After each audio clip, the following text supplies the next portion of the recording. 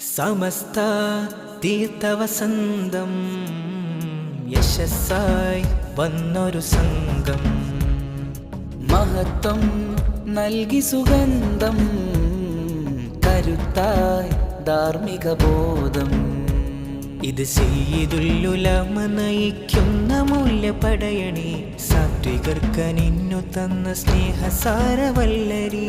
സയ്യിദുൽ-ഉലമ നയിക്കുന്ന മൂല്യപടയണി സാത്വികർക്കനിഞ്ഞു തന്ന സ്നേഹസാരവല്ലരി.